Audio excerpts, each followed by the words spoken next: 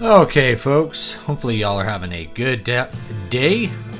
Let's go ahead. We're gonna dial this music back a bit and get started here. So, another day, another dollar. So there's a poll up. Go ahead and hit it up if you want to vote on the talkie bits for the day. Oh, that's the link to this. Let's set that straw poll up there. So, do you want to hear me say something about just what I'm thinking recently? So I've got what I learned from the coronavirus. It's important. Math makes people stupid, and our mobile games cancer. So depending on what you want to see from those, I may follow those up and do like more thought out content on those, but it's just a good opportunity to step back and do, I know I never do scripted content anyway, so this is just less scripted, like less thought out. It's kind of shoot from the hip kind of stuff, which is more fun, I think, for live stuff because you can interact more. In the meantime, I'm going to go ahead and turn this off. Let's go ahead and we'll play some more Oblivion today, because I accidentally stumbled into being a murderer. Not really.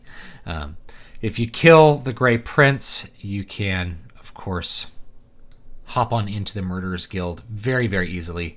So that's exactly what we did. So have a little fun playing this. I've been having some fun doing like the mobile mini reviews because you can do a lot of gameplay in a pretty short amount of time with those. And I want to do some content coming up soon on some more full-sized games you can actually play for your phone. And there's a couple reasons for this. One of those choices was like, our mobile games cancer.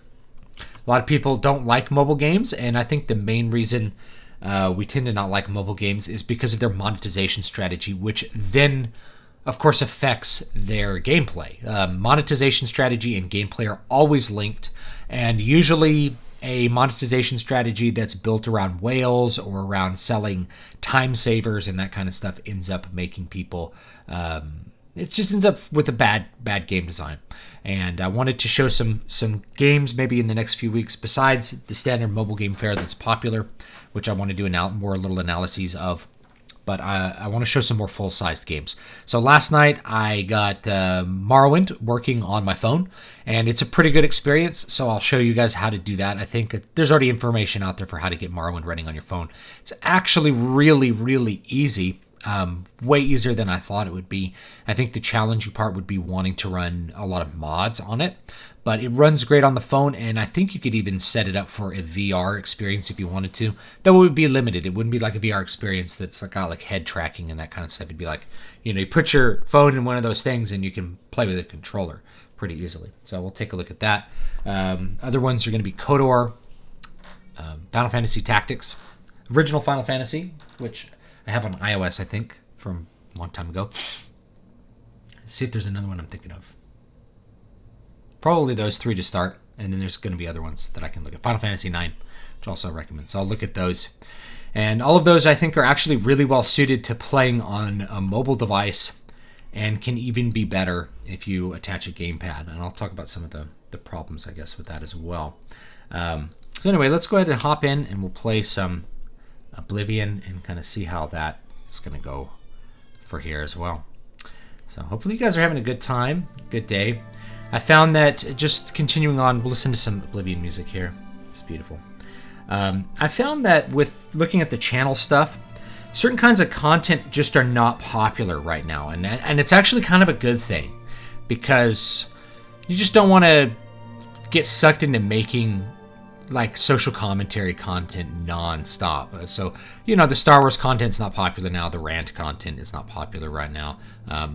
Likewise, instructional content, which is what I kind of built the channel on, it's also not popular right now. What's popular is just random other things on the channel. And I don't really look at YouTube's trending tab to figure out what to do because I don't chase trends. I just try to do things that I like to do. So I'm doing what I like to do, which is talking about games and stories. There'll be a new Storycraft video out tomorrow, I think. So Jared says his day was good. My day was okay. I was a little tired. My daughter hasn't been sleeping that well, so I've been kind of tired out lately. My mom actually came into town, which is good.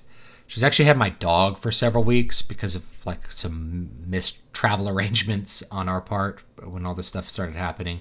So we have our dog back, but I think my mom wants to just like keep my dog. I think she wants to make it her dog. And I may let her do that because she's a 70-year-old woman who lives alone at this point. All right, let's go ahead. Gaming wide, there we go.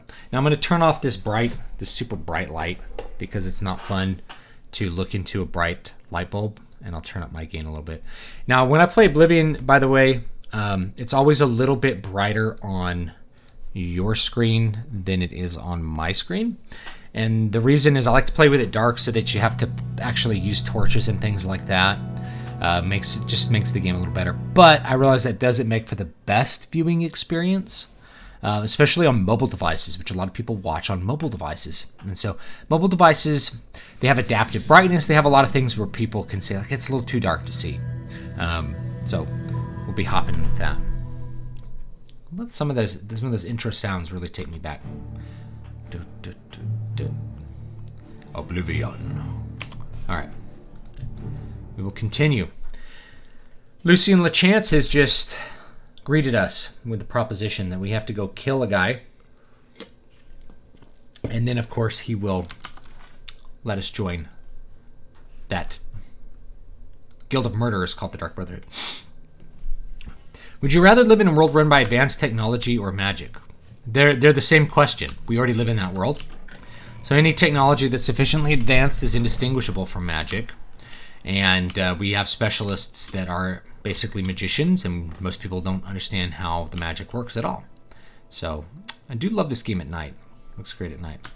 All right. I think we're going to do it, guys. I think we're going to join the Dark Brotherhood. I'm wearing Agronach's armor, which is 0-8 armor, which is great. And since we're going to join the Dark Brotherhood, what do I have going on? Oh, yeah. Let's go here. Out to the Inn of Ill Omen.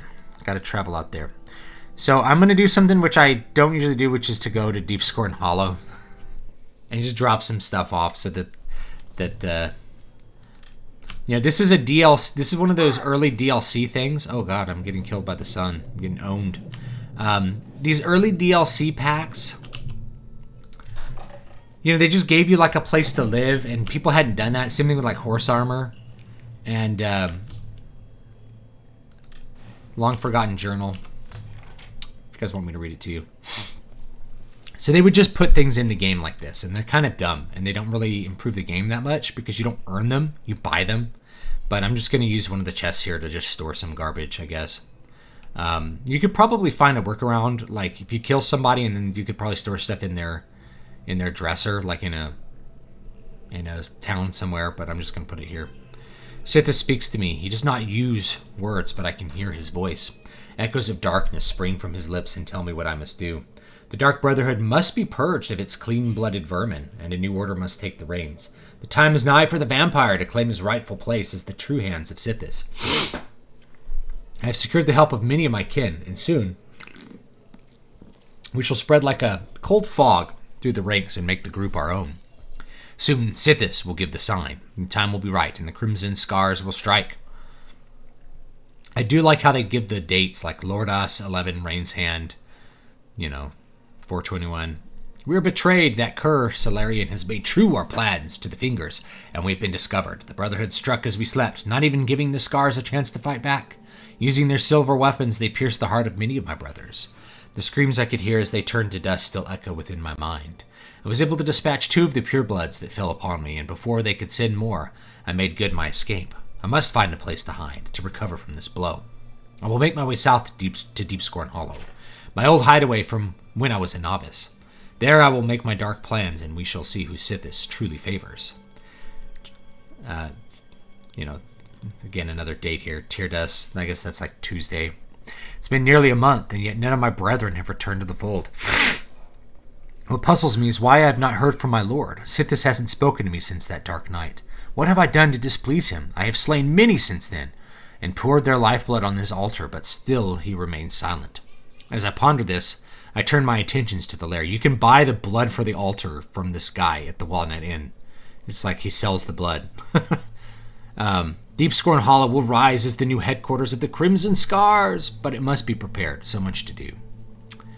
Mid-year 421. The lair has improved so much. I was fortunate to find Rowley, Eardwolf at the Walnut Inn outside of the Imperial City, another Scar who had escaped the Night of Slaughter. He now does his dark work acquiring the tools I need to bring Deep Scorn Hollow back to its former glory. I must remember him in the future should I ever need these items again. All along I was mistaken. All along I was the blight upon Sithis and his dark name. Tonight he spoke to me, and again I learned of his displeasure. Again I heard no words, but I knew the meaning. I was meant to take blood, to spill blood, but never to taste blood. My sanguine ways have offended my lord. Oh no! I must cleanse myself of this filth. I must find a way. I have found it. My lord will be pleased. My answer lies with the purge blood salts. Yes, I will bathe in these tonight and free myself from my old ways. Hail Sithis. So it also gives you a way to cure vampirism, which I guess is kind of nice. That's weird. I got some weird drift going on here. What is going on?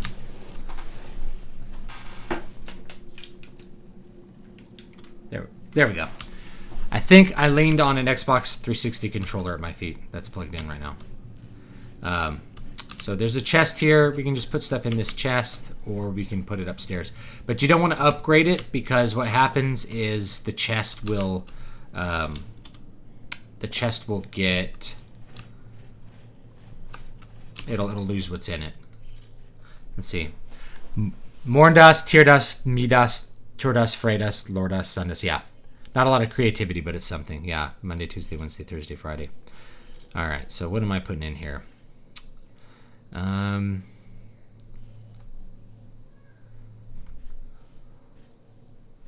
See, the Blade of Woe is nice because it weighs nothing, but it doesn't do any damage. It's only good at like level 1. Let's see here. Put that in there. Trusty steel short sword. Of course, these are 0 weight, so we can hold on to them. We should just sell that. Put some. Yeah, I wanted to put the steel stuff in there, and I can put that on. The resist fire, I guess, will be useful for now. If there's anything else I can just throw in there that I don't really need. This thing weighs a lot. 32 pounds. Man. It's, you know, eventually you need like the silver sword to kill ghosts and stuff. But I think I'm going to put it in there and just use the Dwarven longsword. Am I the only one getting aroused by this tale? Yes. Anything from The Force Awakens and on is non-canon. And yeah, anything that doesn't have the approval of George Lucas is not canon, because it's just going to be fan fiction, you know. And that's not something that people need to get like all upset about, you know. It's just how it is.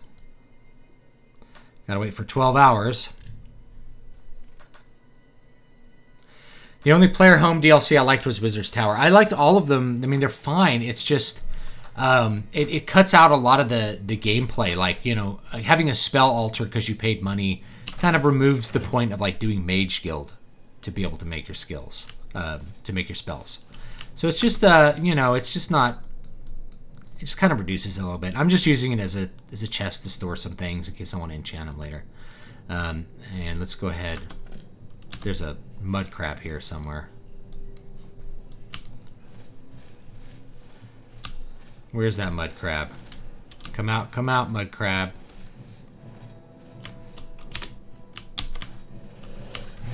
Here, that'll show me him. Where is he? There he is. There we go. Got him. Alright. Head up here. And we'll see how far we can travel before the sun starts to own us.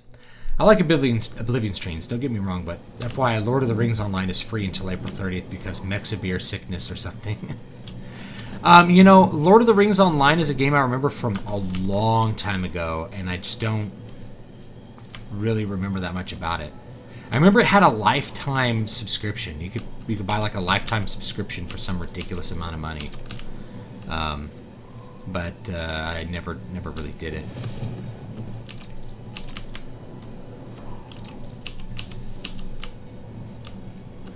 Man, it is stormy. Pick up some flowers. What is this? There's a door here. But I can't go in it. Okay.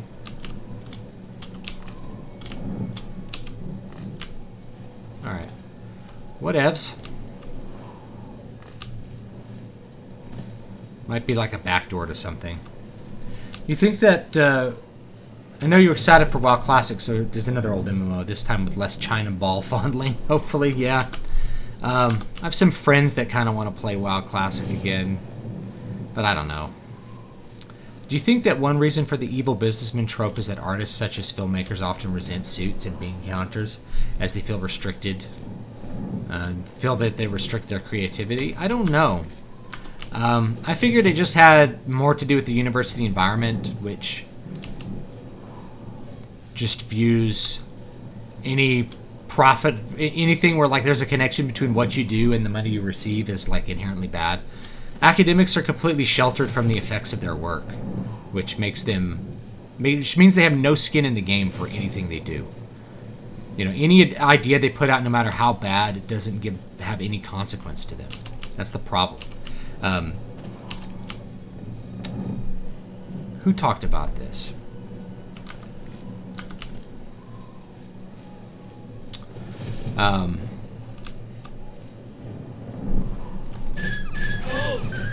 Who am I thinking of that wrote "Intellectuals and Society" is the name of the book. And he talked about it in who am I thinking of? Black Economist. Anyway, intellectuals have no skin in the game. They have no repercussions for anything bad that they do. So, of course, there's no reason for them to really care about that. You know, they get to just be wrong forever, and then there's really no... Oh, this guy's gonna kill me. I guess the boar's a little stronger than that wolf. We'll just burn him up.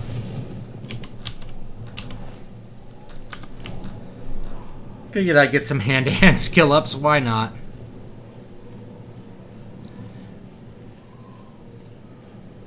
Yeah, I think it's more just they come from like the university environment. And frankly, a lot of filmmakers are very protected from the consequences of what they do. So I think you're probably right. Like they may resent the evil businessmen in the suits who tell them what to do because they have to actually make the bottom line work out. But at the same time, I think we're finding that the bottom line is just not that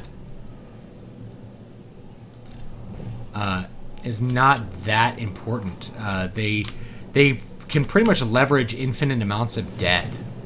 I think success and failure for a lot of projects just doesn't matter that much. There's no competition. You know, it's really easy to just make a remake of something and make back your money real quick. I don't know. I get both sides. Like I think there's a culture of low risk, and at the same time, there's also a culture of it doesn't really matter how much money we make. We'll fund certain projects anyway because it's, quote, the right thing to do. I think it just depends on your project. I think something like Expendables has to be profitable, but something like, you know, something else that's more political, just they don't really ask the same of other projects. And people lament that, you know, their series get canceled when no one watches them. It's like, but it was so important for the cause. Oh, President Business from the Lego Movie was hilarious. The Lego Movie is actually really good. But yeah, he's so blatantly evil, but it's really just the kid viewing his dad. You know, it's just his dad. Rooms if you want one. Ain't nobody staying here these days except old Rufio. Christopher Nolan never went to film school, is now able to get his films made that are basically artsy, the big budget. Yeah, I think once you establish yourself, you can Have a look at my wares. you can probably get that. Same thing with someone like Francis Ford Coppola or something like that. Tell your friends, the Inn of Ill Omen is open for business, as always. Yeah, I think I can ask about him. I know where he is, but usually you ask about him. He's an old codger. Been living here. But yeah, I mean, like, Disney can just leverage infinite debt on its properties. It owns like a bunch of land, it owns a bunch of studios, it owns a bunch of IPs. Every IP that it has is kind of like another thing they can borrow against. And right now we're actually seeing the problem with that is that there's an assumption that they can always have a revenue stream to offset whatever their debt is. And it's easier to actually take out debt than it is to hold on to money. Because if you're taking out debt constantly, then you can write off the interest. You can avoid claiming profits and paying corporate tax and things like that. There's a bunch of things that go with holding debt. So rather than trying to like put up a cash store for a rainy day, you just constantly can take out more debt. And then you come to a small problem when your credit cards are always maxed, and then you don't have that revenue coming in.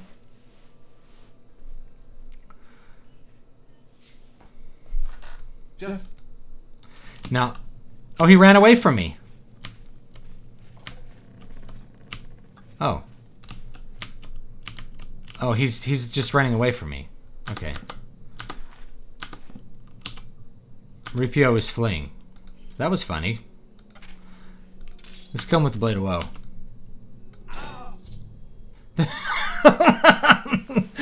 There we go. Wow, he died quick.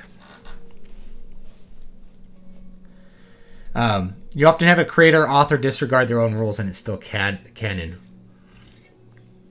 So what does canon matter? Canon doesn't really matter. I don't really care that much about it personally. You know, I kind of view all of it as just fan fiction.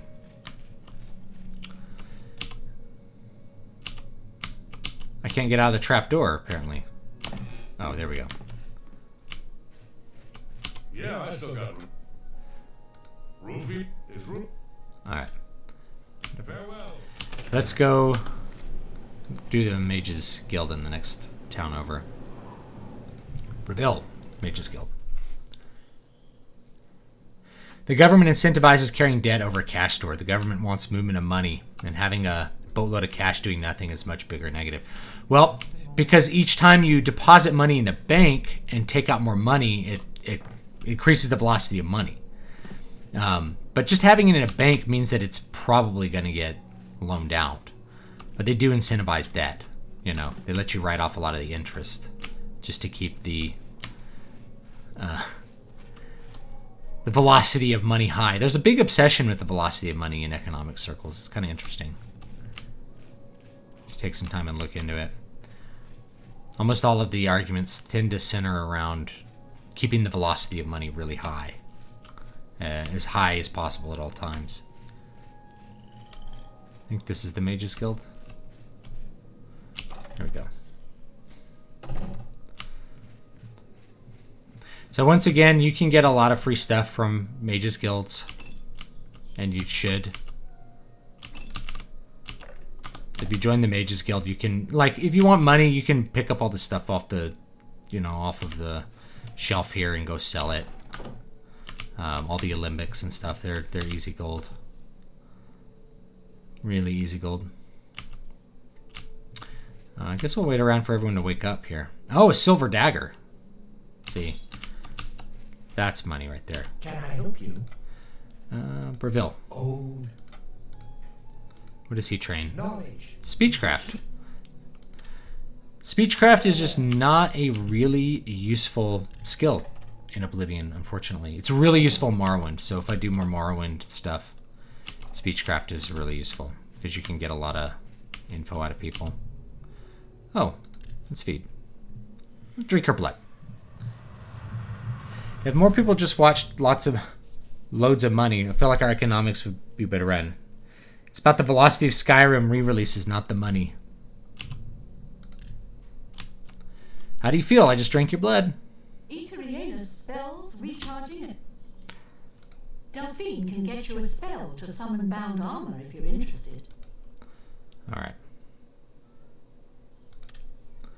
Good day. I think they only sell stuff during normal hours. So let's go.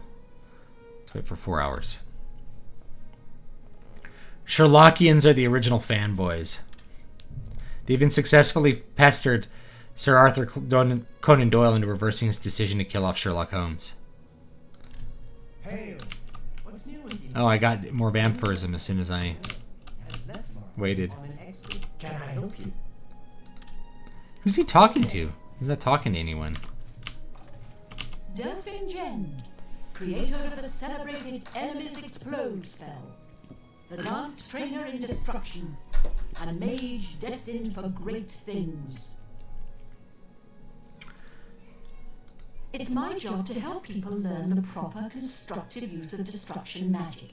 And let's face it, blowing things up can be ever so much fun. Let's see Can here. I interest you in some of my wares? I have this spell already. Bound Cuirass, I think. Thralling Present. Enemies explode! That's expensive.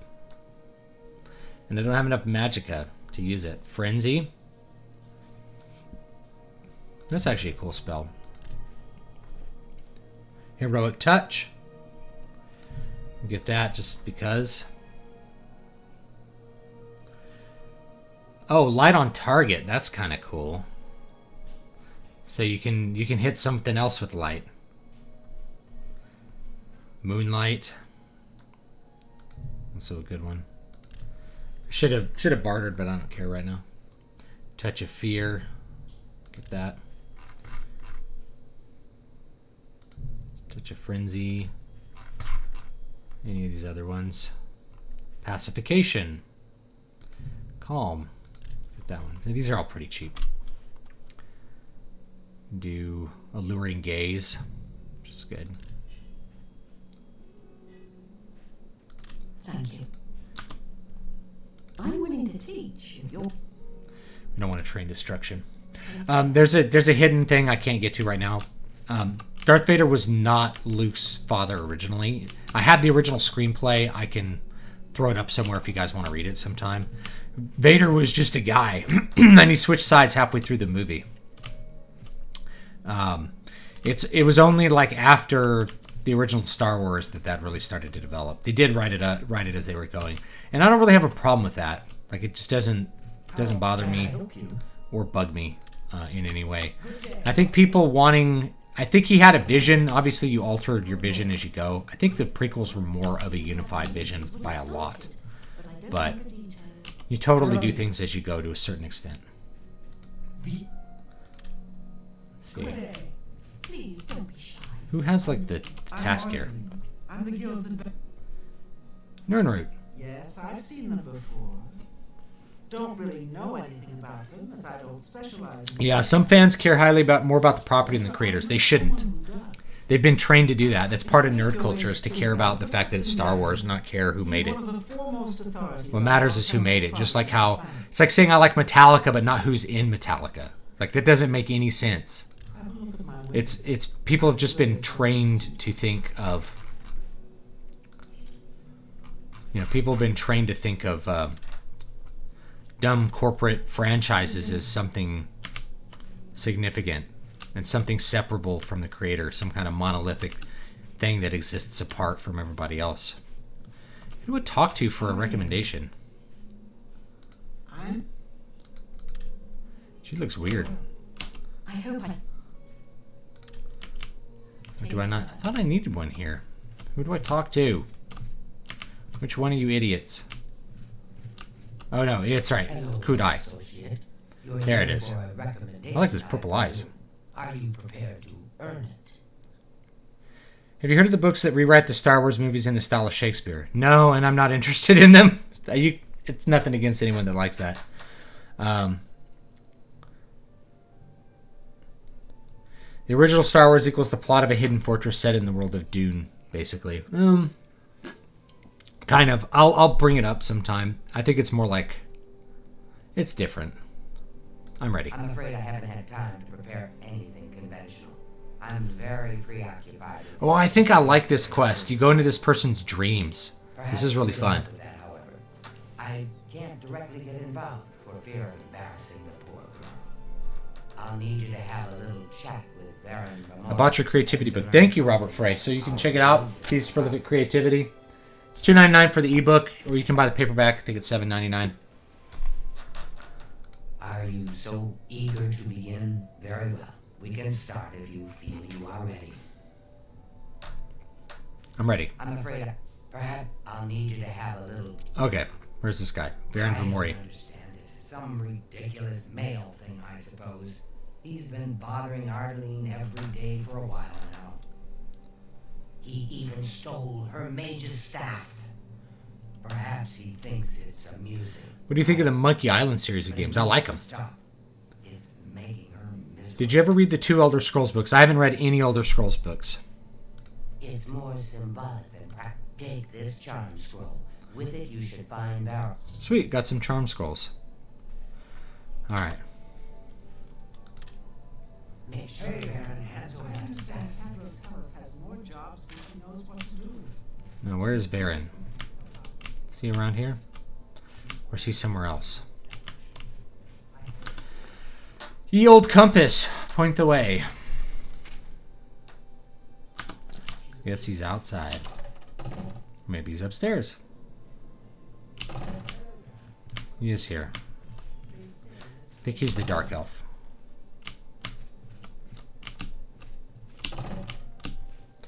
Maybe he's in the... What's new with you? They say that slavery has been abolished. Oh, there he is. He's the dark elf. Oh, sun's owning me. Yes, I sort of know her. Well, I mean, I don't really know her, but I talked to her some. I'm disappointed Skyrim didn't use the Penitus Oculatus the same way they were used in the books. They were police investigators for the Emperor, not bodyguards. They even used necromancy to raise people's ghosts from the dead to posthumously interrogate them. I like the idea of that. That sounds like fun. Talking velociraptors. Yes.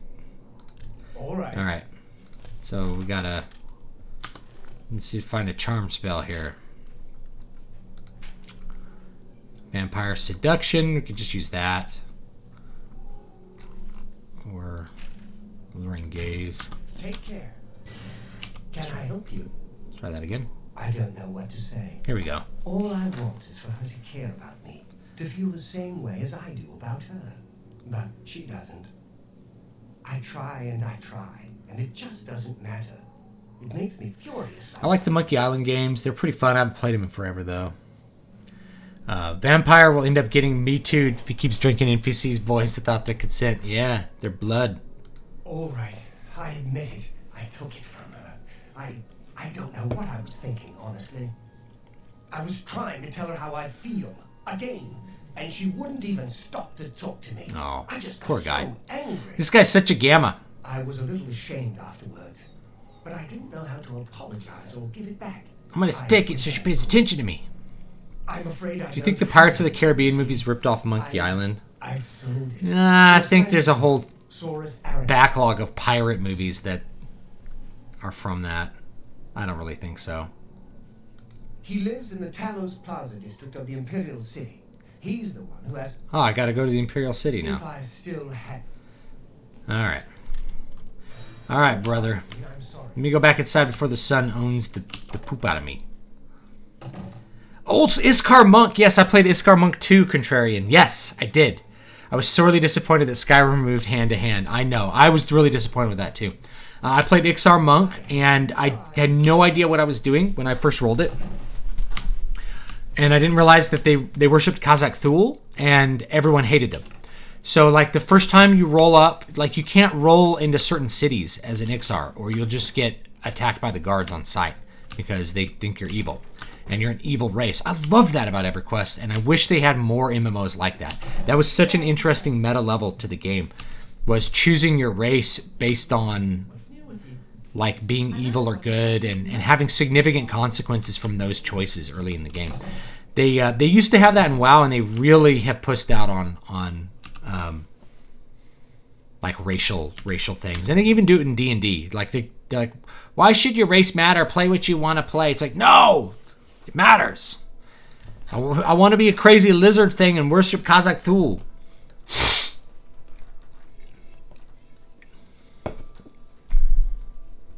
That's what interests me. Okay, I'm interested in Kazakh Thule. And it was just, it gave such better layers to the game. Oh, I have to talk to, oh, dang it. All right, let me talk to the Well met. lizard girl first. Any luck talk? Okay. Baron Vamori should give it. He sold it, huh? He sold it. This just keeps getting worse. Very well. I So, presume he gave Zach, here's the some thing about indication EverQuest. of where the second EverQuest cycle is an awesome game, and go resolve. but it's a game I can't play anymore. It's And of too course, primitive Please keep this just between us. in a lot of ways, but at the same time, it's also just, it requires so much time from you to enjoy it properly that I just can't do it anymore, you know? It really is a little bit too primitive for most people to enjoy. But here's what was great about EverQuest. Is they just put the world out there. EverQuest had one of the best metas ever in the history of games. You just put the world out there, you put monsters out there, and you left it up to the players to figure out how to do it. Nose. So you just kind of left it up to the players to figure out how to play the game. They organized themselves into guilds. They figured out how to, there were you could approach a monster kill a bunch of different ways. You could have, 2 raids of 80. You could have 160 people attack a monster and just kind of mob it down, and you'd have less loot for people, but you could do that. It just left it up to the players. They could do it any way they wanted, and that was what was just great about it. And early World of Warcraft had that as well. And I think we're worse for losing it. You just put you put the content out there and you let the players figure out how they want to go about actually accomplishing their tasks. How do they want to divide up the loot on a boss? How do they want to set up their raids? What kind of classes do they want to take? They're going to use DKP. Is someone else going to decide? All of these things were great, and were really just awesome parts of the game. Sorry.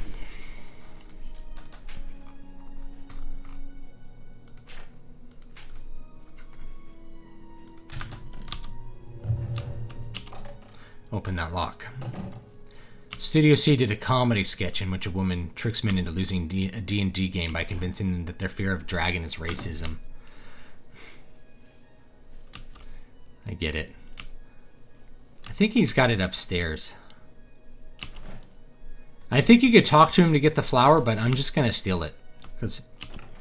Or to get the staff. I'm just going to steal it because I think it's better that way.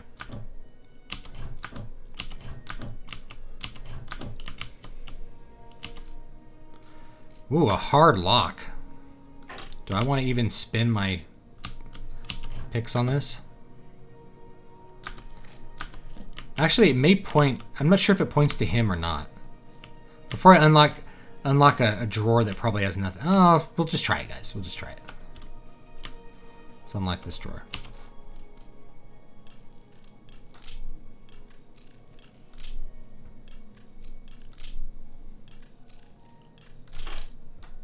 First try. Mage's Staff. There it is. We got it.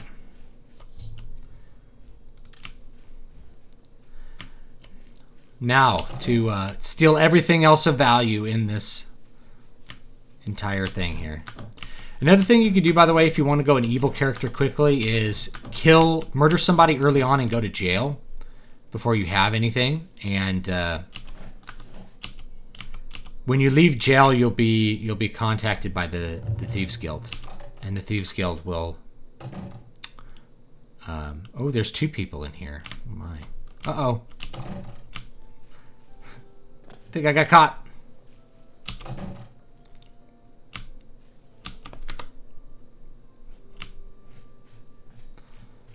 Boop, boop, boop. Oh, the guards aren't rushing for me. Aureldo, we don't have any. I'm listening. You what? So you do the speechcraft first, and then Go you ahead. charm him. Let's see if he has anything to say. I don't really remember. Angry.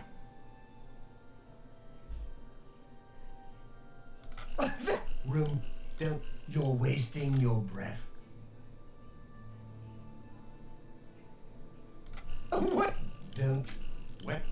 we go. That so? Boop, Don't we boop, rig boop, your- boop. I like that a lot. You're gonna go boop, Oh, boop, not now. boop, Ramon, boop. you're wasting your breath. boop, Oh, wait. boop, Don't- boop, Well, boop. you're wasting your. I see.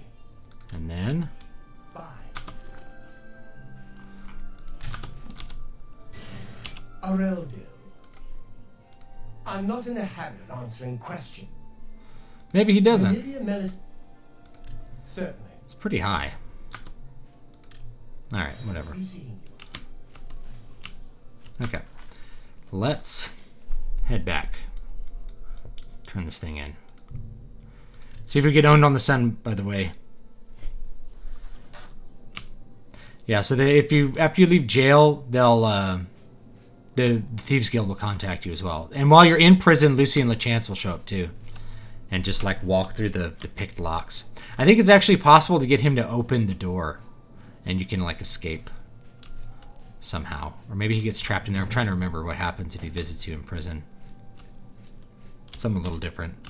How effective would an exercise regimen of only running and deadlifting be in terms of developing strength and endurance? I'm not the expert to answer that. You know, I mean, I will say that, like, your legs will get stronger, probably. Right? I don't know. I mean, whatever you focus on, you're probably going to be the best at. So, if like it's like I really want to have great cardio endurance, and I really want to be really strong with my legs, then I guess you just do those things that are going to do that, and that's what'll happen. You have the... Ah, wonderful. I shall be most pleased to return this to its But I'm not like a fitness expert.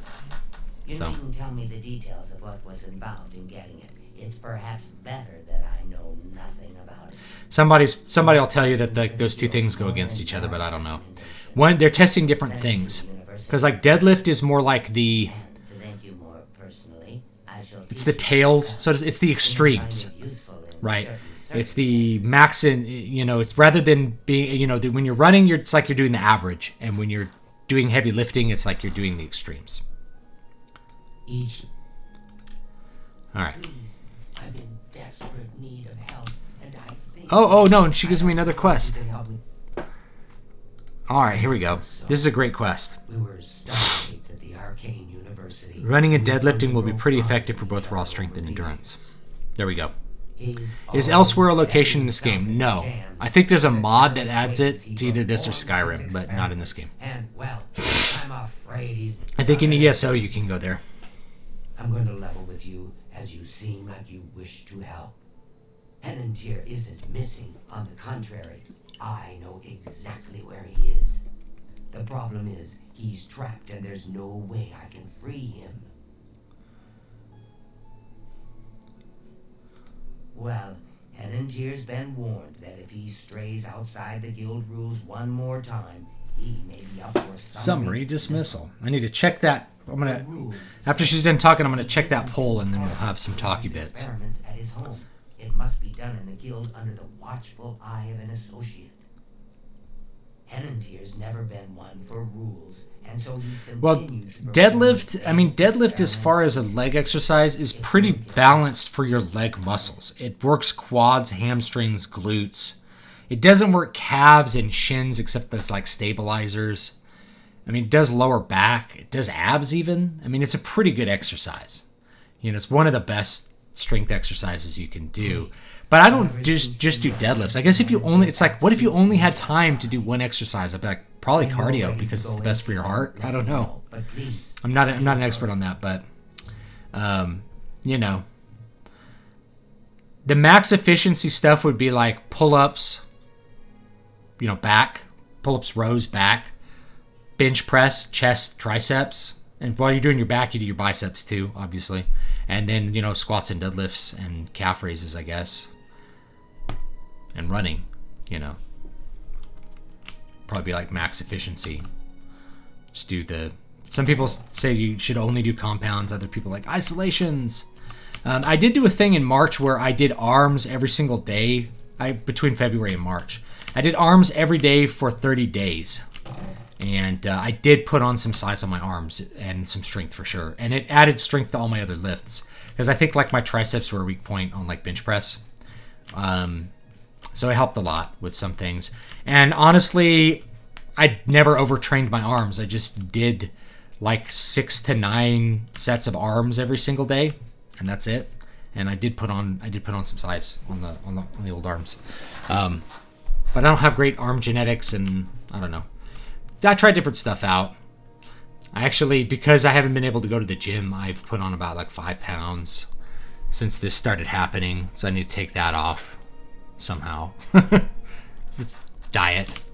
I'm gonna diet. Ugh. Dieting. It's so bad. All right, let me do this. Let's head back over here. Let's see how this poll did. It's like the same. Looks the same.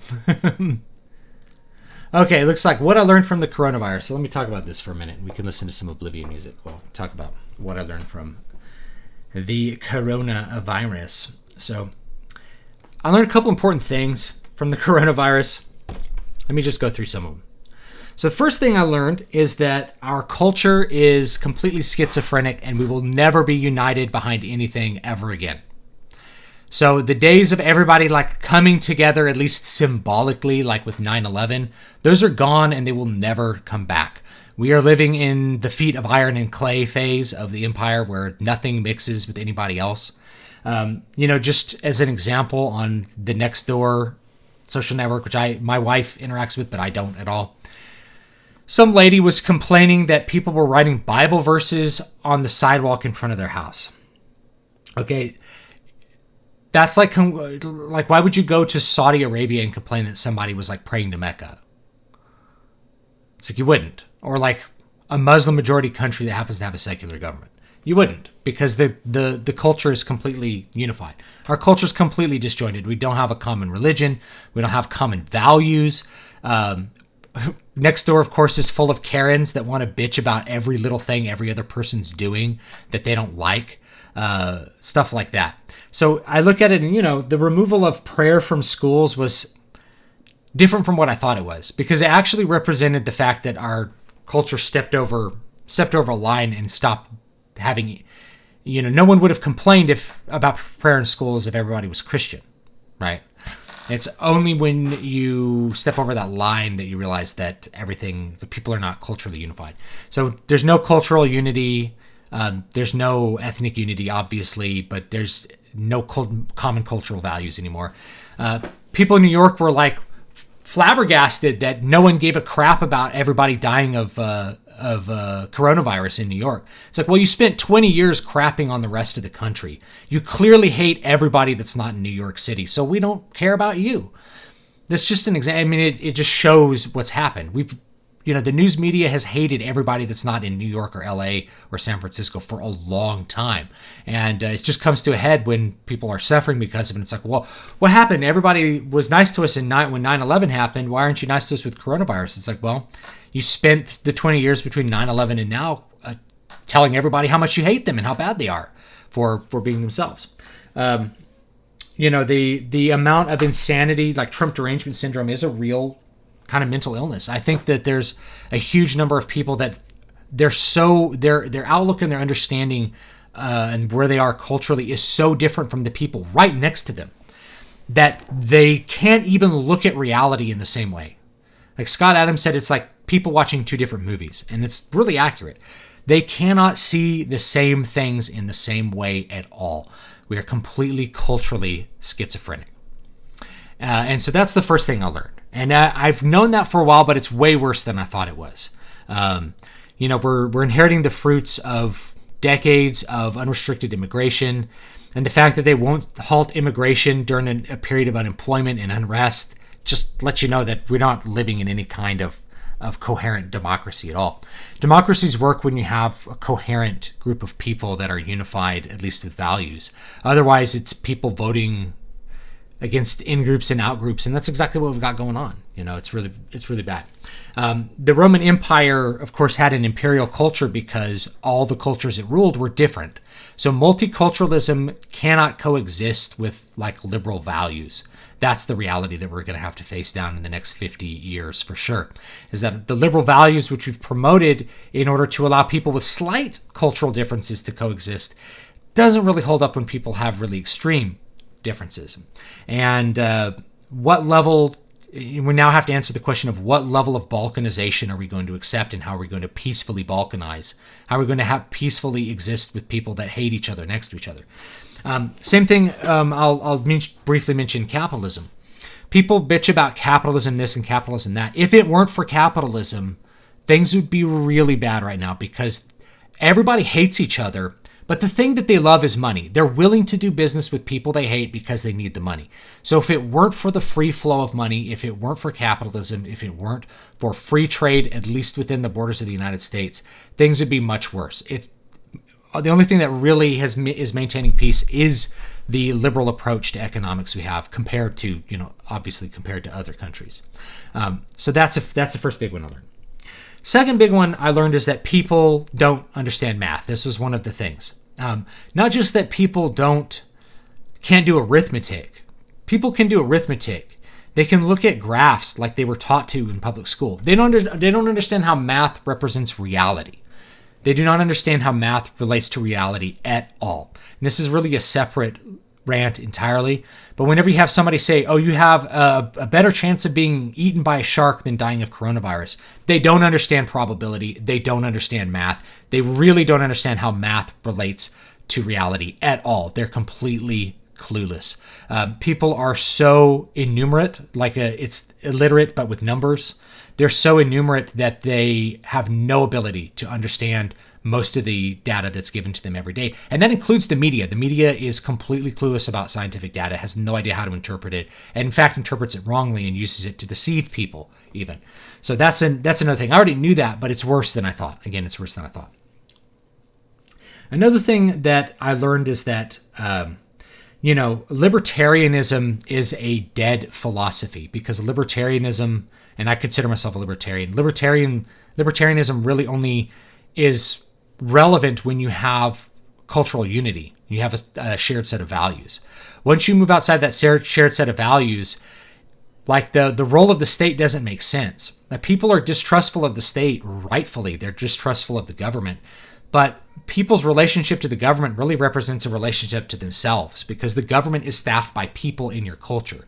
So if you're talking local government, there's not a lot of distrust of local government, because it's like your neighbors. The more local it is, the less of a weird barrier there is. But it's only now, when everything is so balkanized already, that you look at Washington and you're like, these people are nothing like me. They can't be trusted. There's a cabal of pedophilic super elites. And you're probably not wrong about all that stuff, because it's so divorced from any kind of coherent cultural unity. It just doesn't, it's not really going to function. In a coherent and cohesive society, the idea of we're all going to wear masks and gloves for the next 6 weeks. Let's say it's going to be that. Like Japan did that, and coronavirus really leveled off, and they didn't have a huge impact from it. Here it's like, well, I don't trust you to do that. I refuse to. Everybody has their own freaking thing they want to do. There's no sense of caring about your neighbor. And actually, I remember, this has been going on for a long time. I remember this video with Milton Friedman from 40 years ago at this point. And this guy stands up and says, what about this heat wave in Chicago? The power company turned off the power to this old person. This old person died. And Milton Friedman said, where were his friends and neighbors? Where are the people that are supposed to look out for him? Because what you're saying is the power company shouldn't charge people money for power, because somebody somewhere, they can't know who is in what situation. Where are this person's family? Because he came from a place, being born in 1916 or whenever he was born. He came from a place in America where people were neighbors with each other. Everybody looked out for each other. People knew each other. There were families that still worked. He had functioning institutions. What we were looking at with that conversation was somebody who was inheriting dysfunctional institutions. So our institutions such as family, neighborhoods, those are all dysfunctional. People, we've had a free movement of people out of communities for 50 years. And as a result, all of our communities are completely jumbled up. Nobody knows each other. You know, maybe don't like your neighbors. And I'm not totally different from this. Like, my neighbors share none of my values, and I don't really want to be friends with them at all, unless you go a few houses down and then I have good neighbors that I like, right? But like the people who are immediately around me, you know, that are like down the street, or they're nothing like me.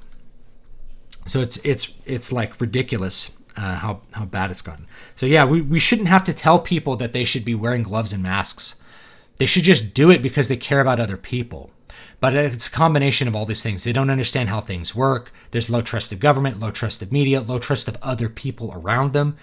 We just have a really low trust society, and you know, people are acting like idiots and fools to try to spite others. It's bizarre. It's a really bizarre experience to me. So that's another thing I've learned. Other things I've learned: don't need to eat out nearly as much as I thought we needed to eat out. Don't need to go outside nearly as much as I thought I needed to go outside. And here's the big one, is that everybody else is suffering. And this is just my normal mode. If it weren't for the people in my life having a hard time with this quarantine, my life would be completely no different from how it normally is. I wake up, play with my kids, teach my kids stuff, we don't really go to the park, but we go to the field and explore and find bugs, maybe. We do all the normal stuff that we've always done. My life is completely normal, except my wife is working in the next room over during the day, or in here.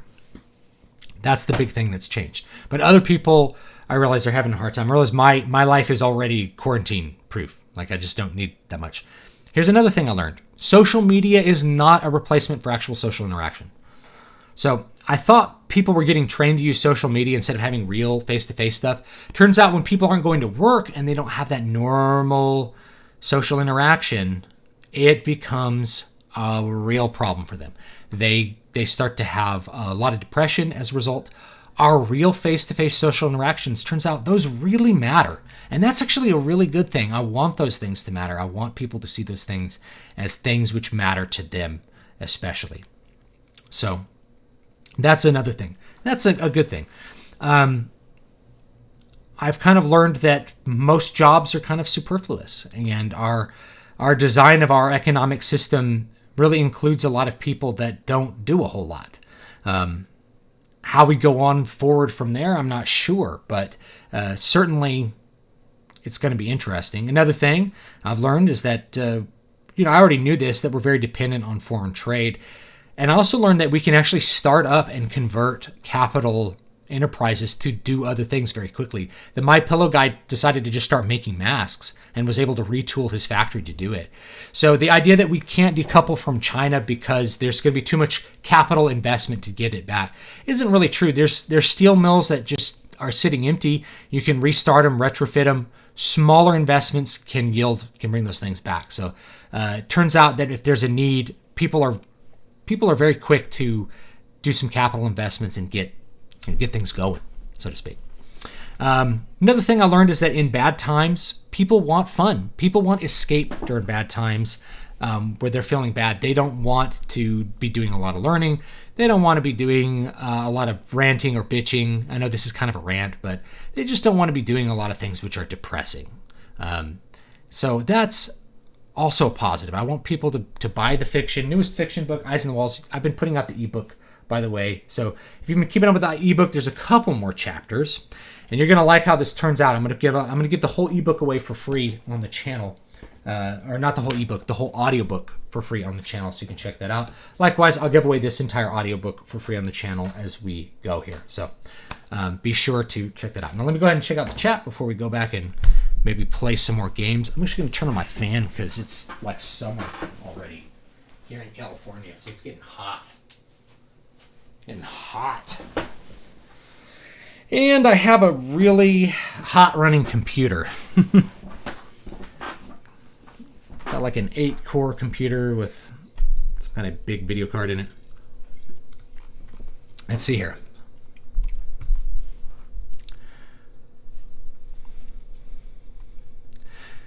Let's see here. The globalists are the enemy of American posterity.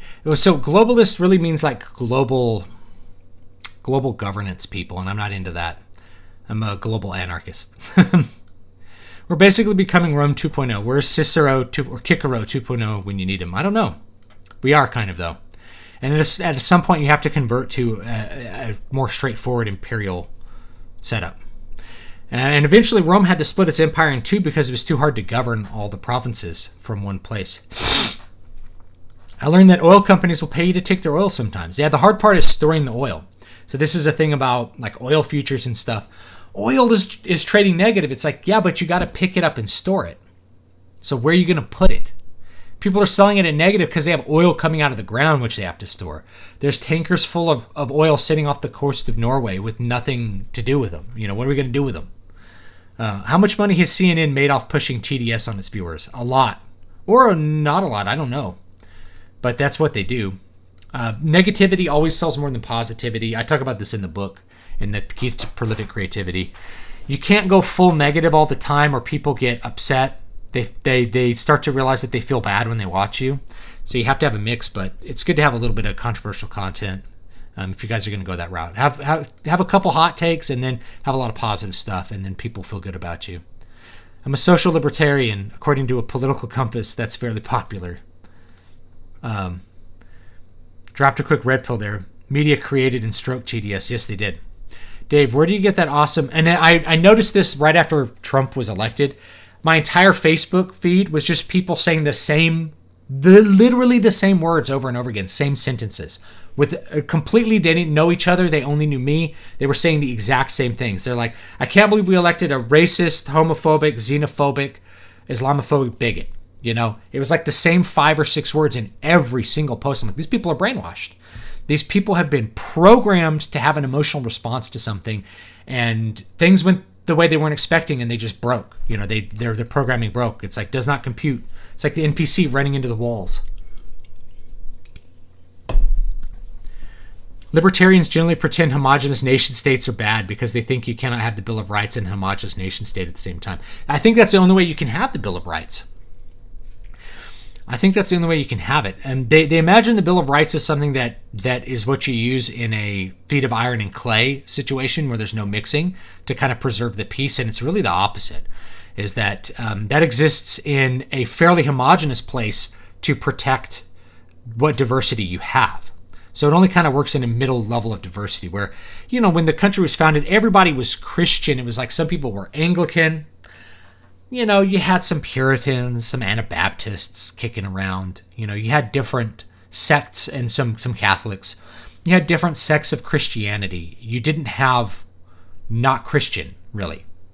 You know, so that's the thing. It's like you have to respect, okay, you know, no law respecting religion just really means that, like, we're not going to the federal government's not going to make an official religion or force anybody to recognize a religion, things like that, or prohibit people from practicing, you know, whatever religion they want.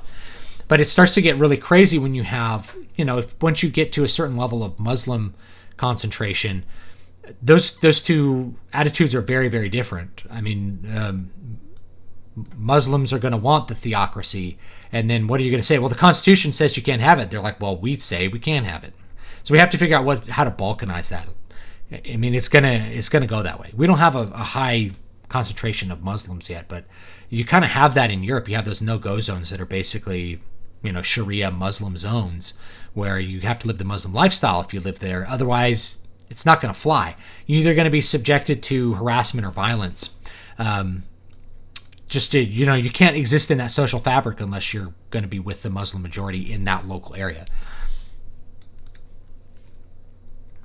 Sarah. Oh, super chat. Thank you very much, Gen Z. Based in red pilled. Thank you. I appreciate that. And by the way, I really do love your avatar. I'm a big fan of Caspar David Friedrich. He's one of my favorite painters. I have a book that I'm going to come out this year that was inspired by one of his paintings called A Walk at Dusk, which I saw at the Getty Museum in LA years ago and wrote a story based on it. And so that's the full book version of that will hopefully be coming out this year. I wrote it a while back, but it just wasn't ready for prime time. I had to do some rewrites on it. But I do appreciate the super chat. I really, really do. Let's see if I missed anything else. Oh, where to get the anime Lady of Perpetual Help. I will link it for you guys. I have it linked here somewhere. Here it is.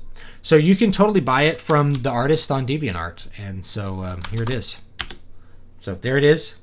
You can check it out and you can buy it.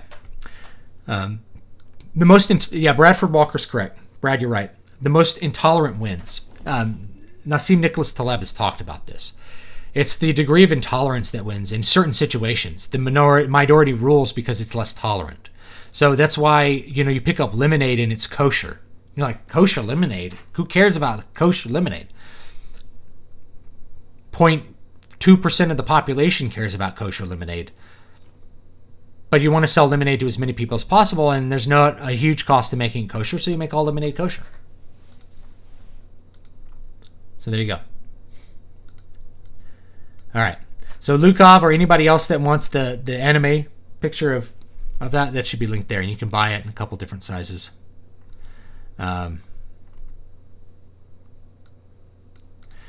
So anyway, hopefully that was interesting to you guys. Thomas Jefferson referenced religion other than Christianity in his notes on the state of Virginia, and even argued that it does no harm if your neighbor is a polytheist.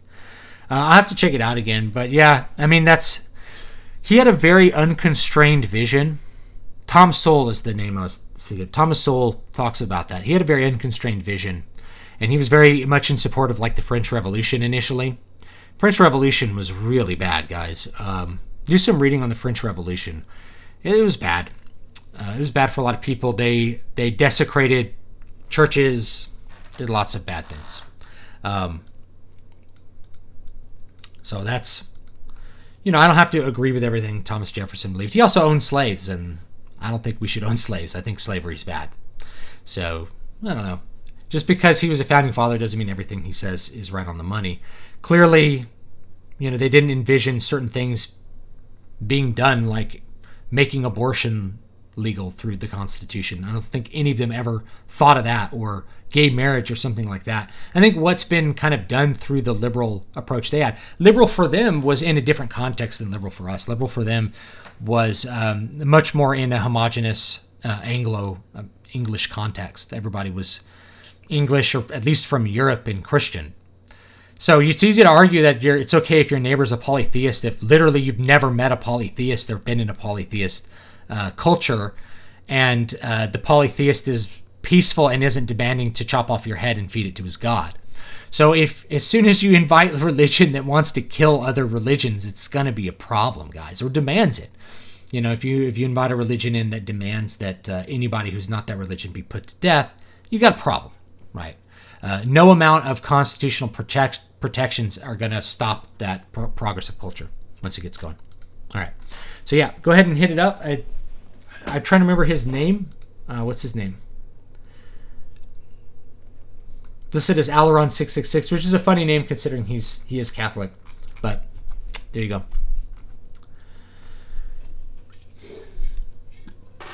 Yeah, if we were a socialist country, this country would be tearing itself apart because the kind of cultural mixing that we have now is only possible when you have free trade and people can ignore hating their neighbor because they have to do business with their neighbor. Their neighbor gives them money. Money is kind of one of those things that makes people forget about their values. I guess maybe that's part of the lesson there. All right. So let's go see if we can help this guy with his problems. Okay, the sun is owning me. I'll go back inside. Oh man, I'm gonna have to wait 12 hours to walk over to this other house. Yeah, the founding fathers didn't want parties. You're right, Daduda. You're completely right.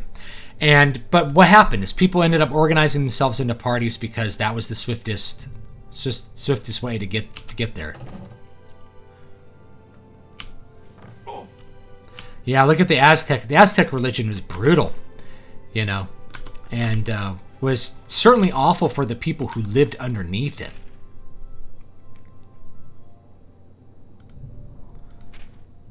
The people who had to live in the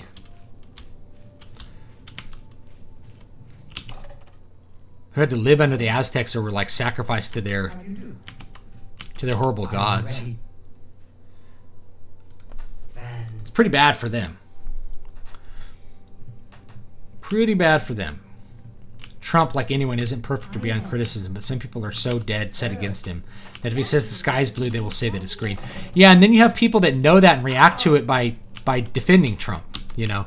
And it's like, that's the position I'm put in. I have to, like, defend Trump because it's much more neutral than people think. They're like, Trump is evil! It's like, well, I mean, he should have built the wall maybe, or he's wrong on this, but he's not evil, not any more evil than someone else for whatever he's doing. I think more people are waking up to that. Like it's emotionally exhausting to be constantly upset over Donald Trump. Like, I don't know how people can stand it. Well, as you can see, NNTers right Aztecs had really cool weaponry commented. They had like swords made out of obsidian that they would like set around. I love what a lot of cultures that didn't have access to advanced metallurgy really came up with for weapons. Like some of the weapons that South Pacific Islanders came up with. I told him that It's really cool. They're really cool to look at. dreams is risky, but as usual, he didn't listen to me. Always has to do things his way. You knew how to smelt gold, but not a lot about smelting iron. Constructed a Or magical bronze device even. He called the Dream World Amulet. With this device, one can enter his own mind. Still haven't made my jump. My full-time job doesn't pay, and my taxes here in PR are very high. Now we are on hold. But I'm looking for options, at least the second job. My dad passed away and I was forced to start. Yeah, my dad would have been my dad's 70th birthday yesterday. He walked out the door 10 years ago and never came back. He died. He died at work. And that sucked. It was bad. The Burroughs estate is putting out officially licensed stories about Tarzan. Interesting. What are your thoughts on that? Well, they're fan fiction. They can be fun. You can enjoy them. There's nothing to say you can't enjoy them. They just won't be. They won't be as official as, you know. Only the Edgar Rice Burroughs stuff is the real stuff. We know that with like Robert E. Howard stuff. There's Robert E. Howard Conan, which is like the real Conan. Then there's all the other stories that people tell about Conan, which are for fun. There doesn't need to be any kind of canon or thought about like what is or isn't Conan, because he's not real. And the extent that he's real, it's that he's a creation of his creator, Robert E. Howard. Just like how I am real as a creation of God, and regardless of what people write about me, if they write fake stories about me 200 years from now, that doesn't change who I actually am. Who I am is who God made me. Funny how the guy who was loved by everyone, name was synonymous with success, had a cameo in every movie, TV show, and was in almost every commercial. For 30 solid years is suddenly an evil monster. It's all the tribe. He probably would have run as a Democrat in the 90s, but the Democrat Party went really hard left, which kind of left him in the middle. Then he had to run as a Republican. The only chance is for a total stranger to enter his dreams. When you're ready to do this, I'll give you the amulet. Kane Gold, England is an odd place. We're kind of in the middle of the USA and Europe in terms of our relation to the state and economy. Some socialist institutions, but nowhere near as wedded to the state as the French. Yeah, and I think some of the unrest in France between the people and the state's not doing what people want them to do. They start to have a low trust to the state, and I think their immigration problem is part of it. My poor head. You know, if they didn't have the immigration problem, The recesses of the mind can be the darkest I could drink his blood right now. Are you prepared? Yes, I'm ready. Let's go into this dream world. This is a great quest. Your bed here. If you sleep too far from Henantier, it may not work. I'll watch over you both. Now watch when I go to sleep. Oh my, I almost forgot. Lucy and LeChance will wake me up. Henantier once told me that if he's killed in his dreams, anyone that's in there with him will die as well. So do be careful. One of my teachers consulted for Disney and the Russo brothers. They're set to do a live-action Hercules. It might be fun. So I gotta put on this amulet. I have the Amulet of Kings. Well, the Dream World Amulet. And we will sleep for 4 hours. Are you planning to publish an Apocrypha of Verbis? That'd be fun to have. I might. Might do it anonymous. I have a really secret project that I can't tell you guys too much about that I'm going to try to do this year because it's all going to be on pin names. It's going to be really hilarious if I can pull it off. To me, at least. Probably no one else will get the joke. It's going to be a grand joke for my benefit. And anybody who gets the joke is going to laugh a lot. Oh, here's Lucy and LeChance in the dream! How rad is this? You will find that the Dark Brotherhood knows a great deal, for you are now part of the family. This is awesome. I've never done this before. This is like a hilarious breaking of the game. I wonder if he'll be able to actually get out of this, or if he already exists somewhere else. We got many Venezuelans here. None of them are happy with their homeland's government. Yeah, that's probably why they're there and not in Venezuela. I only hear bad things from Venezuela at this point, but I don't know what's going to fix it. My life for the Brotherhood. Indeed. For the slaying of Rufio is the signing of a covenant. The manner of execution, your signature. Rufio's blood. The ink. As a speaker of the Black Hand, I directly oversee a particular group of family members. You will join that group and fulfill any contracts given. I will, Lord. You must now go to the city of Chedenhall. Chedenhall. To the abandoned house near the eastern wall. Enter the basement. Attempt to open the black door. You will be asked a question. Answer thusly. Senween, my brother. You will gain entrance to the sanctuary. Once inside, speak with Ochiva. Yeah, he does look like he's on speed. Each other, you and I, for there is much work to be done. He's like, yeah, guys, I'll be things are awesome. Your progress. Welcome to the family. Know this. Every dark brother and sister is a child of Sithis. He whom we call Sithis has many other names. Chaos, doom, discord. Sithis is the void. We of the Dark Brotherhood served the Night Mother, who is the bride of Sithis. The Night Mother rules her children with a terrible black hand. The Black Hand is the ruling body of the Dark Brotherhood. It is made up of one listener and 4 speakers, 4 fingers, And a thumb, if you will. As a member of the Dark Brotherhood, you must abide by the 5 tenets. They are the laws that guide and protect us. So the rules, guys. Can't break the rules in the Assassin's The 5 Guild. tenets are as follows. Tenet 1. Never dishonor the Night Mother. To do so is There's to this weird, invoke the floaty wrath thing in the air of over here. Sithis. What is this? Tenet 2. Never betray the Dark Brotherhood or its secrets. To do so is to invoke the wrath of Sithis. Tenet 3. Never disobey or refuse to carry out an order from a Dark Brotherhood. Yeah, this is one of the coolest quests. There's another one where you go into this mage tower and things are upside down and on the ceiling. It's really cool. Tenet 4. There's a lot of cool quests in this game. Never steal the possessions of a Dark Brother or Dark Sister. To do so is to invoke the wrath of Sithis. Tenet 5. Never kill a Dark Brother. What's happening, Dave? Surviving? Folks, we're noticing your silence on SG 2.0. I don't know what SG 2.0 is. What's SG 2.0?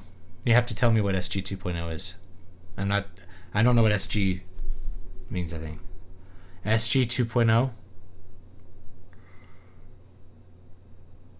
So tell me what that is.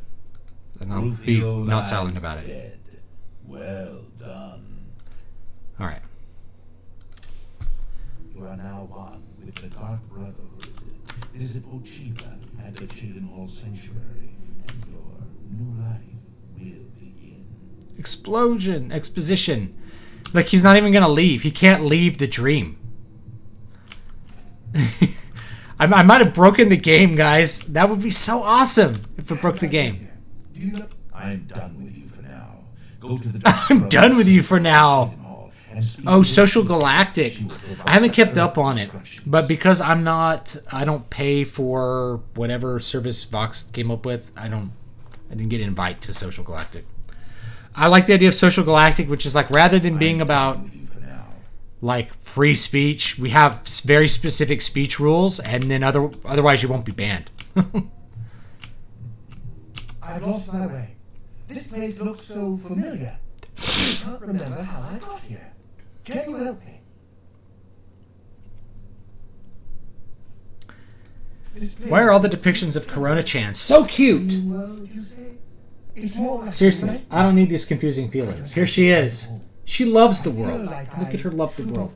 You can get the ebook for this for free, guys. Spreading the love. be an exit around here somewhere. George Alexopoulos drew this picture. I love I'm it. afraid I just don't have the courage. It's got the entire text How can I of be so careless? Crown of Sight in it. So if you've been waiting to get your copy of Crown of Sight, you can get it for free in this. Or you can get this huge paperback. Like, this thing's In this strange place. big.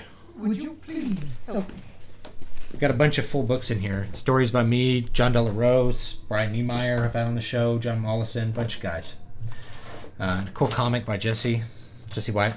Off topic, but I just wanted to say I got Voices of the Void in the mail the other day. I read it that night and loved it. Can't wait to read more of your work. Great job. Thank you so much. Thank you for reading it. I'm glad you liked it. I'll be trying to put out the sequel to that, which is going to go through You found a bunch of different I'm things. done with you. Like, he can't leave. Yeah. Oh, I've been exiled from the Dark Brotherhood. You have broken a tenet and have been exiled from the Dark Brotherhood. You must defeat the wrath of Sithis to regain any. Oh, maybe I think someone tries to come and kill me. Like a ghost tries to come and kill me, and then I can get back in. I didn't realize there was a consequence already. Well, that'll be fun to try to figure out. You have broke. Might as well, Take it. Take it. It's worthless to me. Alright.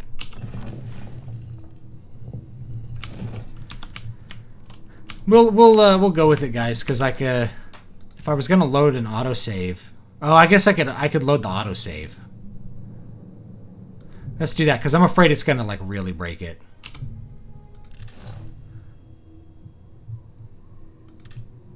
my word. Oh, no, Are you real?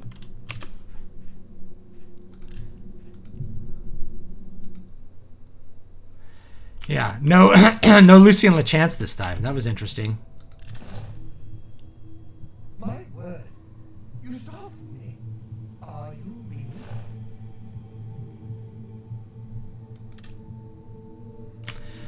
Well, we may have figured this one out.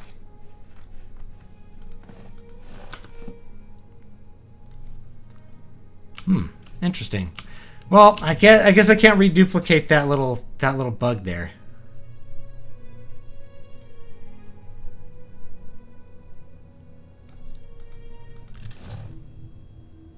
My word. You startled me. Are you real? There he is. So, the deed. All right. Okay. Has All right. Get all that. How does one Okay. Let's get out of here. Okay. you are now one with the Dark Brotherhood? I've lost my... How? I know... All right. Let's see if Lucy and Chance goes away this time. A torch. Oh, I can't use magic. Oh, this is rad. Yeah. So it takes away all your items and you can't use magic. You have to kind of do things this way. Ouch.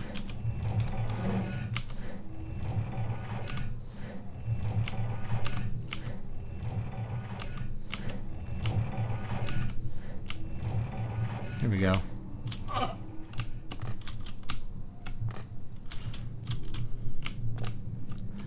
Okay. Got some flames up there. Those look cool. Oh, these are gonna drop on you. You gotta go straight through. Oh!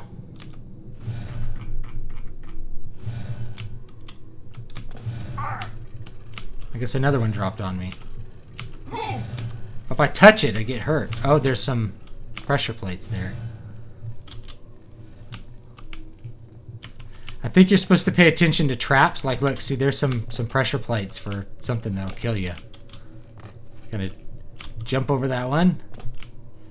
And then, element of perception. Okay. I've located the element of perception. This must be one of the things that Hinnatir misplaced.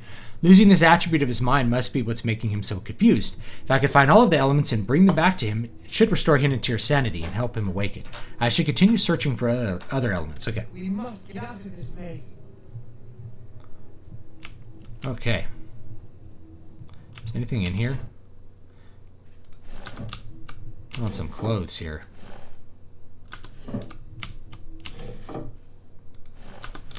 Alright. There, now I'm not naked. Whee! Test of patience. Should give us our health back, right? There we go. Mysterious scroll. Oh boy.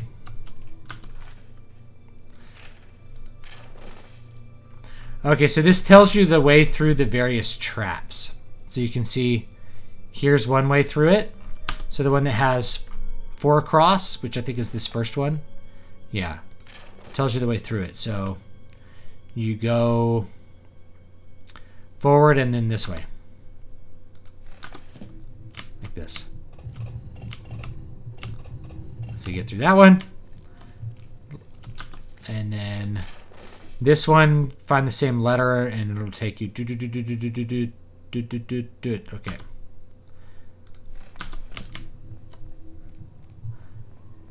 I like puzzles like this. These are fun. Okay. Of course, like, you can actually kind of if you have the Boots of Spring Hill Jack, I think you can actually jump over these things anyway. You know? There's like an invisible wall here, but I think you can actually just kind of jump. So, you gotta go down.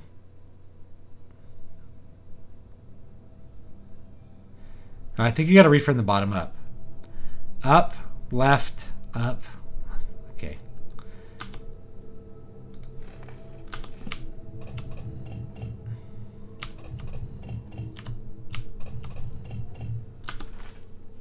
And then we have to go one over, one up.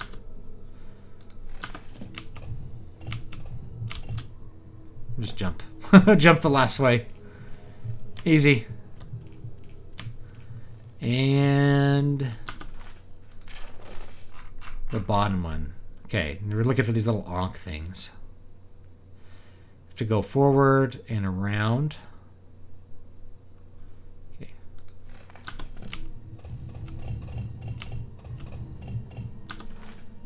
And where are we? One further.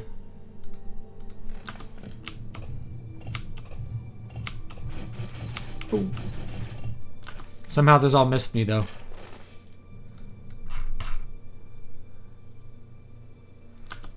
Oh, whatever. We can just jump over it. Oh, no, we can't. We can't. You actually have to follow it all the way to the end.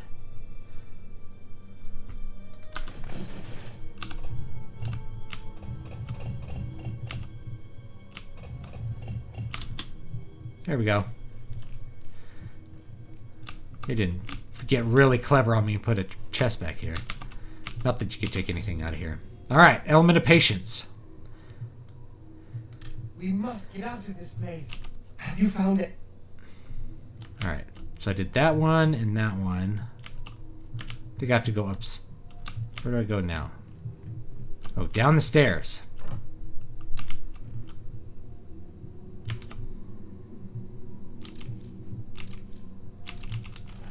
I don't know if you can keep any of this stuff. I don't think you can. But let's find out. Oh, ooh, this one looks fun. Some potions. Help us defeat this upcoming boss. See any kind of... There's a skeleton. Okay. This is the test of courage, and then this one is the test of resolve. Let's try test of resolve. Okay. Oh, sweet. So they give you some armor here. And some weapons. Take all of it. So now we can actually put on some armor.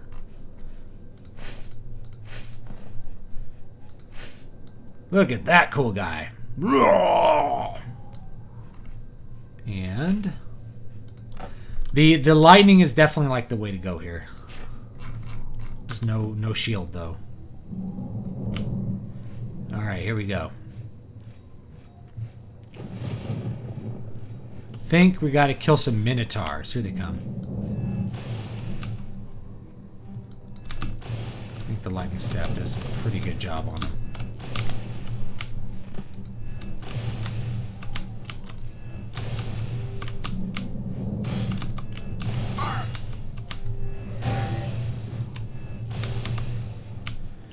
We'll just kind of avoid them. Yeah, the lightning staff definitely makes it pretty easy here. Oops. There we go.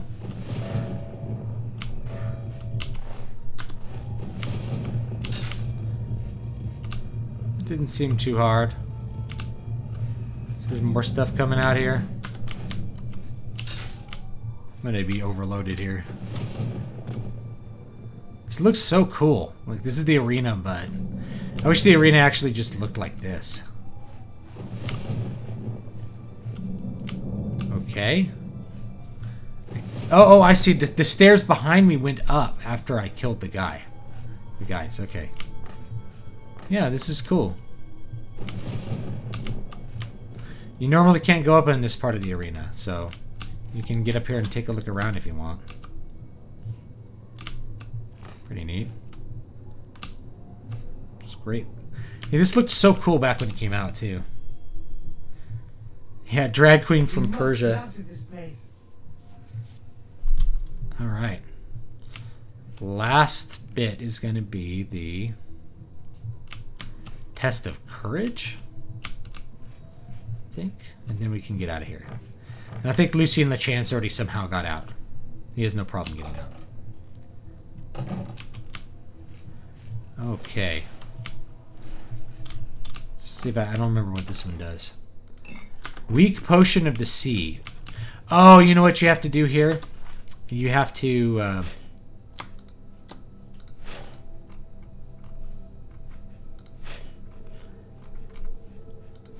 you have to...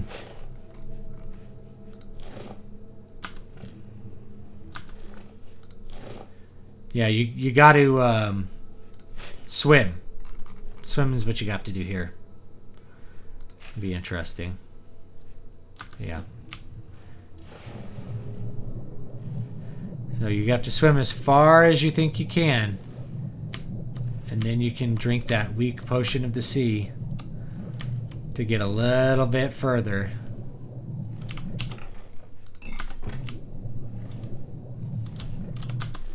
So, where is it?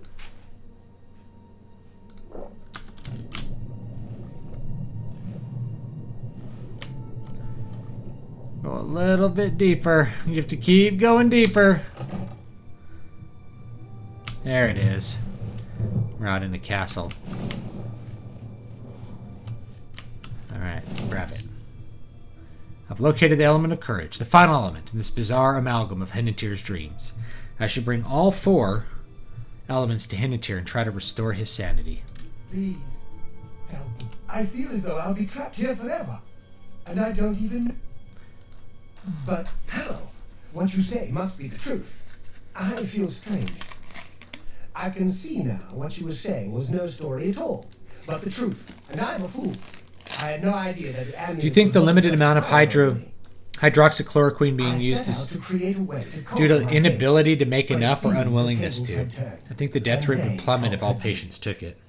I don't I have know no how you idea. did, but I But the thank optionality is you. Now, towards we taking must it. wake from the stream and take our places in the real world It has again. limited side Farewell. effects and big potential upside. I mean, it's a great example of optionality. It's like if taking aspirin could It's reduce good to it, see you in the real even by world. 1%, I'm everyone should take it. indebted to you for rescuing me from my nightmare. I suppose thanks are only a small token of my appreciation. Allow me to reward you for your bravery. I'm afraid I don't have much in the way of coin, but allow me to present you with something that may help in your travels.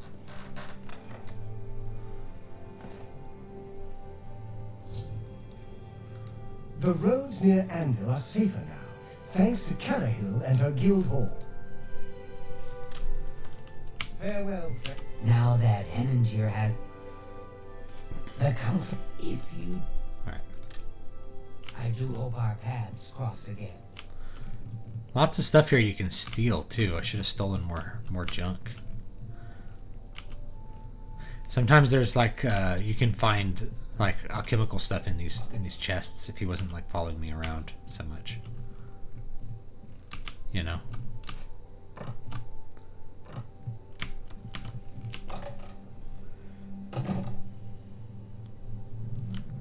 Yeah, totally like following me around.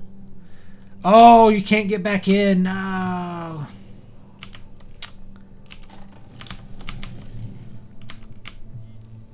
Needs a key. Needs Henantier's key. Dang it. That's too bad. I guess so you can't like go back to Dream World or something. Ah, that's too bad. Missed out on that sweet chests. What if I could get in at the top? Oh, it's a different house. This is Alarin Locke's house. Oh, that's interesting. Okay. Oh, there's the speaker for the Black Hand down there. Yeah, there's the listener. This guy's the listener. I'm sorry, but I'm really not one for engaging in conversation. Please, leave me. You can kill him and take his ropes. And like any time. You can also break into Jagasta's house and take his ropes really early on too. You can do that like level 1. Oh, I'm all Nikki. Nikki boys. My 0-weight heavy armor. Put on that ring.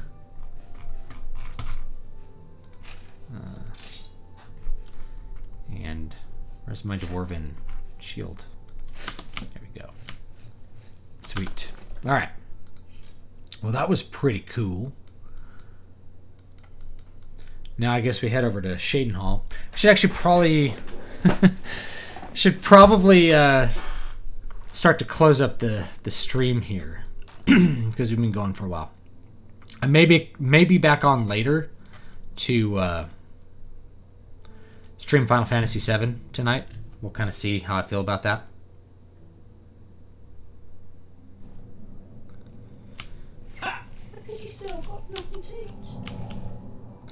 Saying everyone under 60 should go back to work depends. Depends what precautions you make. Because if you're in contact with people over 60 a lot, you need to be extra cautious. You can reduce a lot of transmission. But the idea that it's like that 2% number comes from distribution. It's very dangerous for people who are old and people who are immunocompromised. Yeah, I'm going to die right here.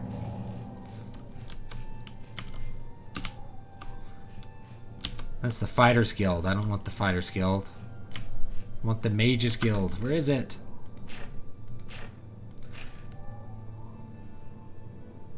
Oh, let's go there first. If I can get there. I may have to go inside to like someone's house. Rest. At least for a bit. I don't want to die. Okay, we're gonna have to go inside a shop. Rest for a bit. Oops. That was breaking and entering right there. Orba Grauzgash. We've got everything the adventurer needs. I'm an old adventurer myself, and I know what's wanted. May I interest you in some of my fine Read a wares? convincing article that makes the case that begats are generational, like they skip over generations. I think that's probably... It's probably true. I've heard that too. It makes sense to me. I appreciate. Good day. Let's see here. Repair hammer. Oh, sweet. I can repair that blade of woe. Hey.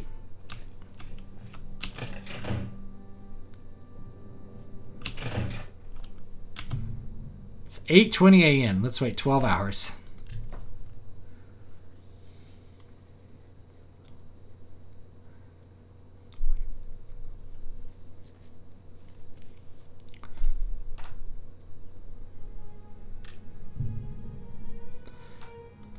Oh yeah, I'm like 100% vampire now. You won't get any of my blood. Get away from me. Get away from me! Everyone in the Dark Brotherhood will talk to you, though, if you're like a vampire.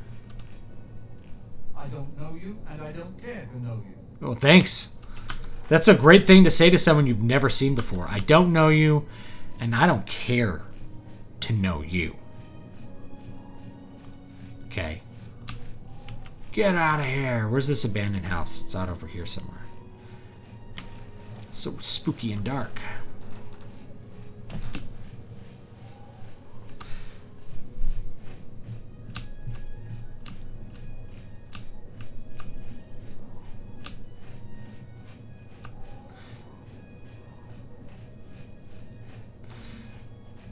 Yeah, eventually you get the key to the well. Like, yeah, here's the abandoned house. Just open that with a spell. Open easy lock.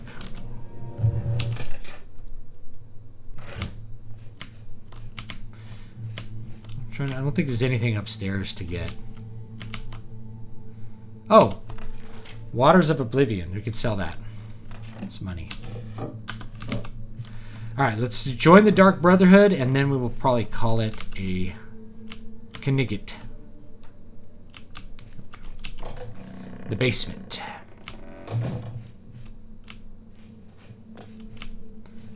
Down, down, down. To this cool door. Look at that thing. I want that on my front door. Can I like get like a huge print out of this and put it on my front door? What is the color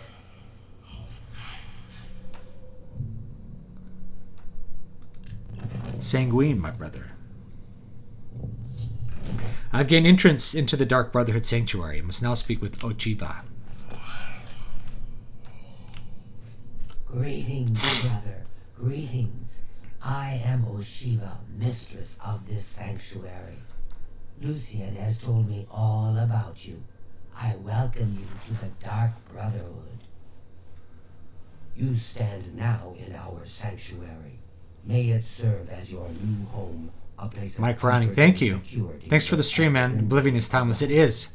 I think it's gonna be. I think we're about 20 years out. I mean, we're already seeing it now, but I think we're a little ways out of looking at certain like classic games as really important works of art. And I think Final Fantasy VII is worth paying attention to because it's a 20-year breakover. It's like 20 years later we're remaking it with new technology. Are we violating something special about the art? Go now, my child, and may Sithis go with you. You know, are we doing something bad by remaking things? Should the art remain timeless, or at what point has it developed enough that we see these things? I think Oblivion will be one that we look at as like one of these classic games from this era, like Super Mario Brothers. Lucian isn't here very often. His duties with the Black Hand keep him very busy. But I appreciate the super so chat. He trusts me to keep the sanctuary in order. Let's go meet Vincent. Now, if you haven't contracted vampirism in this game and you want to get vampirism without, say, having to go find a vampire to kill, Go now, dear It's really easy to get vampirism. Vincente will give it to you in like a very cool RP way. Why, sister? What's the point? You Why can, should anyone bother with all that sneaking? you know, their funny little banter. Why bother sneaking around? Just walk up and kill people. He'll turn you into a vampire. Ah, here you are. So good to finally meet you. Warmest greetings to you. I trust you've already spoken with Ochiva. I am Vicente Valtieri. I provide assignments for all new family members.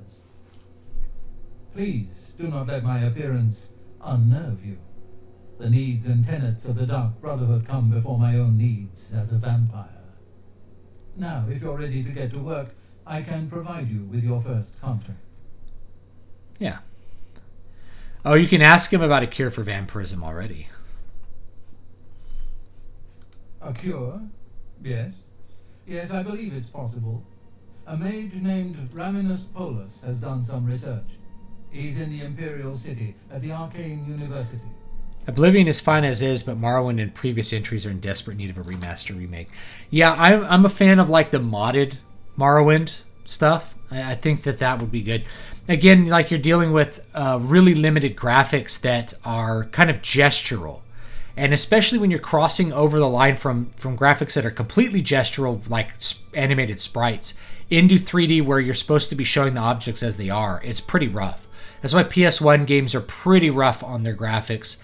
And it starts to get good around Xbox 360 time, where you're showing objects as what they really are. And I think, you know, PS2 has a lot of... I think the remaster, for example, of Final Fantasy XII looks great. I think that's a really good example of what you could do, say, with Morrowind.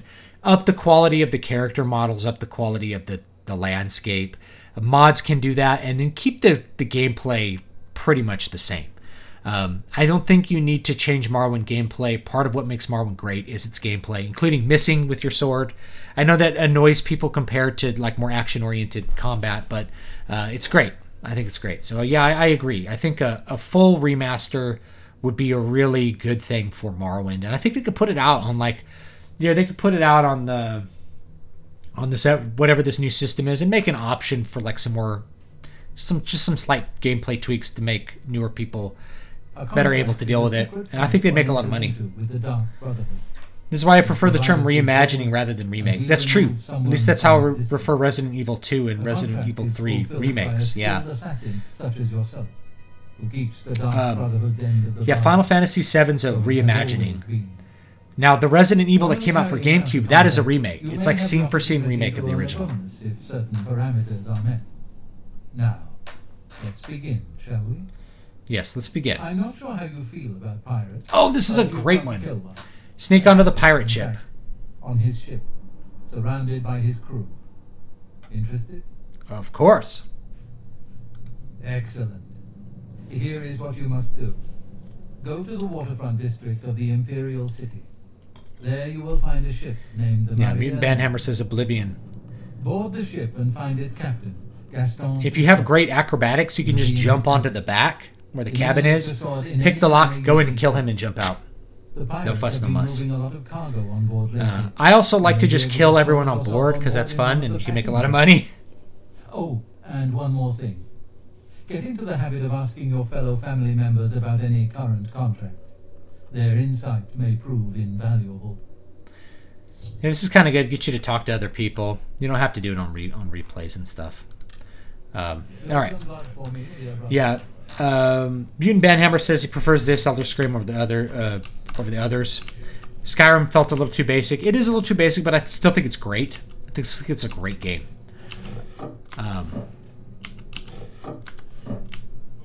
You can sleep on this slab. It's cool.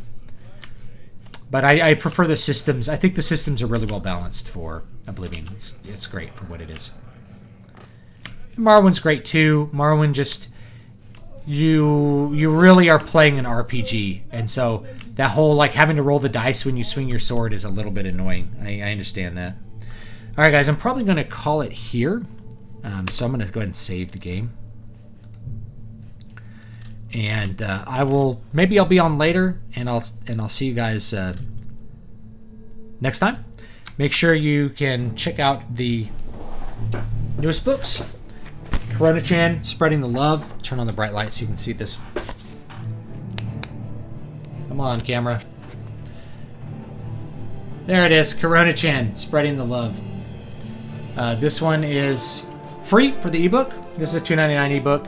The audiobook is coming out week by week on the channel, so if you want to hang out for the audiobook, I'll have another chapter of the audiobook out either tomorrow or Friday. I have another Storycraft coming out either tomorrow or Friday. I'm not sure when I scheduled it. Having to do specifically with story and games, which is what a lot of people have been wanting me to talk about. Talk about D&D in there, like how do you do story in D&D. The answer is it depends how you want to do it, and other games as well. So these are the newest ones. Newest fiction book, Eyes in the Walls. Again, this audiobook is also coming out for free on the channel. I want to record more audiobooks and put more free content out on the channel for people to read books during this time. And the whole idea of this free, the free collection here is just a bunch of free fiction for people, because they're stuck at home. So check that out. It's free. Links should be down below in the description, and or you can just Google it. Corona-chan, Spreading the Love. Since when did the Elder Scrolls get Italians? Valtieri. I think the Italians are really just kind of the Imperials.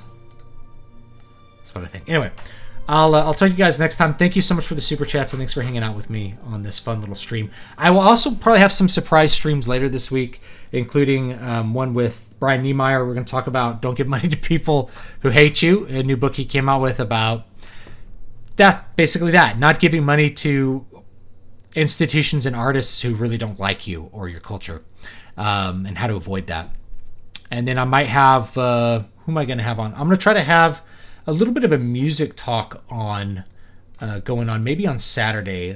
I don't know when I'll set it up. Things are so up in the air right now. It's hard to keep track of all of it. So I might have Michael Browning on this week, and we could just talk about music if you're down to do that.